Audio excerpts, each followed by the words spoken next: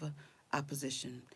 Even on a job, you hear people complaining about the boss. The boss doesn't do this, the boss doesn't do that. Or especially the church, you complain about the pastors or whatever the case may be. We don't want to be that person. You want to focus on what you're supposed to do, right? And not be a thorn in the flesh of leadership, and understand that your leaders are subject to leaders as well, and follow the chain of command. I know when I was a manager and I would work and everybody else had a 9 to 5. Well, as a manager of that department, if everybody, when they got off and they went home, I had to make sure everything was done. So it meant me taking a laptop home and working sometimes into 2 or 3 o'clock in the morning to make sure that I had everything for my department in order to report to my direct upline. So those are things that when we're working, we want to always be able to have the correct amount of respect for our leaders. And as you can see, I am in the studio. I decided to do the lesson live today rather than record and edit so that I can get it done quicker. So today's lesson is about Miriam and Aaron oppose Moses, and they were his brother and sister nonetheless. And so what Moses did was Moses married an Ethiopian woman. And this kind of struck me as being funny because the quickest way for a minister to get in trouble is to marry somebody that the people don't think he should marry. I don't know why we tend to think we have a say so in who these men of God choose to marry. So this is what the problem was with Miriam and Aaron at this point. And so they began to question him. And the funny thing is, I'm going to point out again, this was his brother and his sister. And that is something where we want to be careful how we do that to somebody. They're already carrying the weight of leadership, so you don't want to be a source of strife and difficulty for somebody who is in leadership. So this was his brother and sister, and they had a problem with Moses because he married this Ethiopian woman.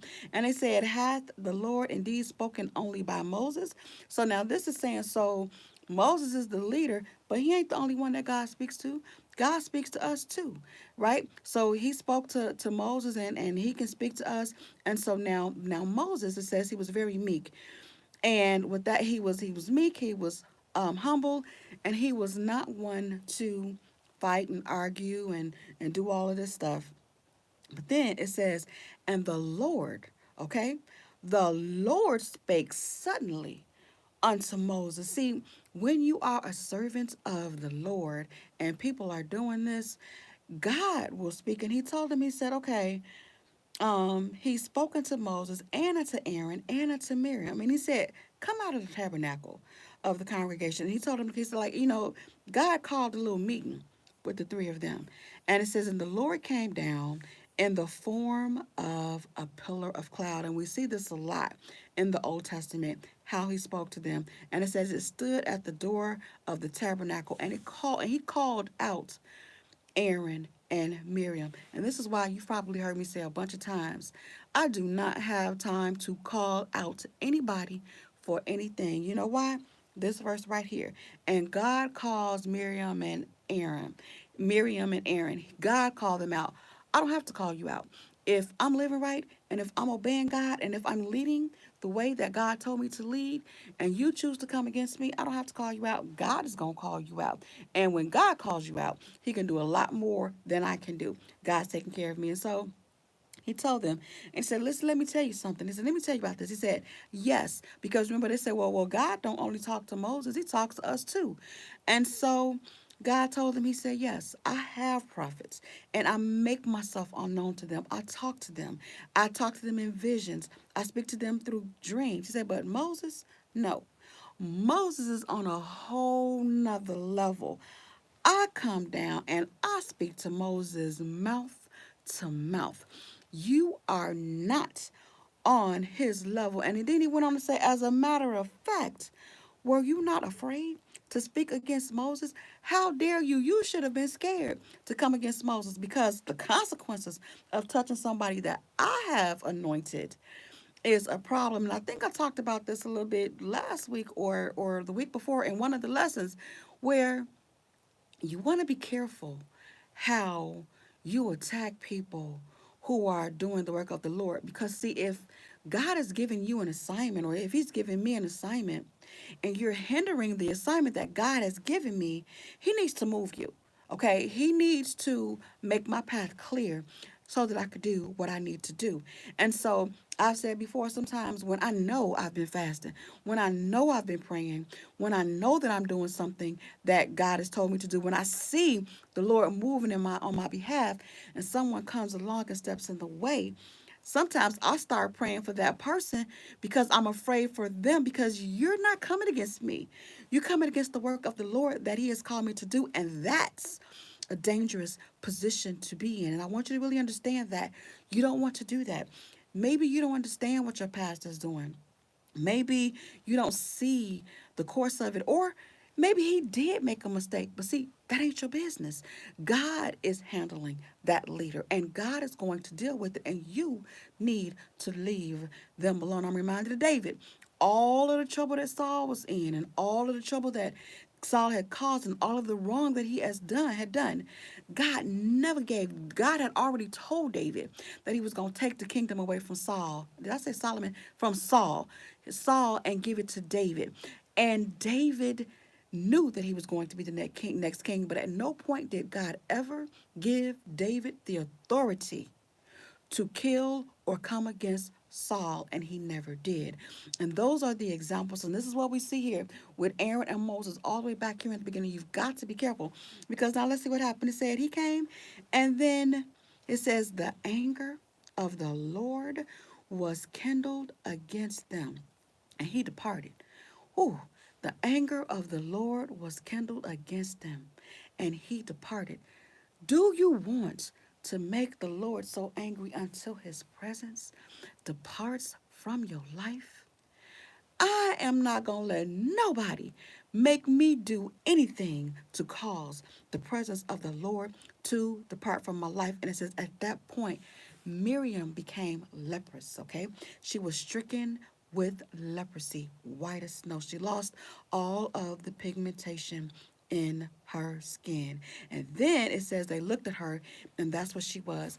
And it says, then, they began to cry, and they began to want her not to be in this position. And guess who they had to go to? Okay, guess who had to go to God on Miriam's behalf for her deliverance? Moses, right? The one who they had opposed. Now, where we start this lesson with, is Moses the only one God talked to? We can talk to God too. But God's presence has now departed from them. God ain't listening to you because you came against his servant. And so now the servant of God that you opposed is the one that has to go and petition God on your behalf. And Moses did just that again. He was a meek and humble and loving man. And he didn't say, no, that's what you get. And that's a difficult position to be in as well. When you know somebody did you wrong. How many of you have had to help somebody when you know that they've done you wrong? I have done this time and time and time again. Just the sometimes the next day you do something, next day you're in a situation, I've got to help you. But we have to do that. That's the other side of it. That's why you're called to that position. So yeah, Moses went and he prayed and he told God about it. And God did deliver Miriam, but he didn't do it right away. He said, look, you need, because when you had leprosy, it was feared, and they would ostracize you, and you would have to be separate from the camp. You could not stay in the camp with everybody else. You had to go on out someplace. So he said, okay, I'm going to heal her, but for 7 days, you've got to put her out of the camp and let her experience let her feel like, to understand what it feels like to be a leper. So they put her out. And this is something that kind of jumped out at me. That's why I love studying the word, because I never really paid attention to this time. It says, and Miriam shut out from the camp 7 days, and the people journeyed not till Miriam was brought in again. That means they didn't leave her in the wilderness, right? God's not going to leave you in the wilderness, even when you make a mistake and even when you do wrong. I just looked at that because this was something, it was her fault. She did it. She brought it on herself. And the man of God prayed for her. And she had to be put out of the camp for 7 days. And they could have put her out and moved on without her, but they journeyed not. They didn't leave Miriam in the wilderness. They let her be healed and come back and rejoin them. That is a whole lesson in and of itself. I thought about that. It touched my heart because God let me be healed and he brought me back. See, I'm looking at this again. I'm not going to say I did everything right and I never made a mistake, but while I was messing up, while I was doing wrong, while I was making mistakes, God, he set me in a place where I could heal and get it together. And he brought me back. He didn't leave me out there. And I'm so grateful for that. And it says, and after that, after she came back, the people moved on. And I am so glad that God waited for me. Sometimes we say that we're waiting on God. No, we're not. God is waiting on us. God is waiting on us to get ourselves together. God's waiting on us to clean ourselves up. God's waiting on us to mind our own business. God's waiting on us to do what's right. God is waiting on us to say yes and do what it is that he has assigned us to do. And we have to be mindful of that. And again, we're talking about Miriam and Aaron opposing the man of God, which was their brother, Moses, and how dangerous that is. Now, I'm doing this Saturday morning. Tomorrow is Sunday. So if you've been opposing your pastor, you've been doing this thing, and like I said, for me, as many of you know, my dad is a pastor. And my dad goes to the hospital. He goes to the funeral home. My dad even been to the morgue. He has been there when people have been slain on the street, and he's gone to identify the body. I mean, that's the kind of pastor that I have, and I've seen people when they come up, they switch up, and now they're too good to come, or they forget. And I'm the daughter. I'm saved, but that's still my dad. So there were a few times when I got mad, and I'm like, these people aren't grateful, but you can't do that. But God has strengthened me and put me in a position of leadership. And even though I'm here, I'm doing this, I have the Sanctuary Academy, I will always be a member and be faithful and loyal to my dad's ministry because that's how I came through. And I'm saying that because I want to really strengthen that mindset. We have the internet now. Everybody got a ministry. Everybody on YouTube. Everybody got a Facebook Live. Everybody got an IG Live, and we're ministering. We're doing our thing. That's fine. That's all fine and dandy. But what you're gonna get from Val is this. My goal is to build up the members of the body of Christ so that you can live better lives and so that you can be better stewards in the ministry that God has placed you in. We need to work together.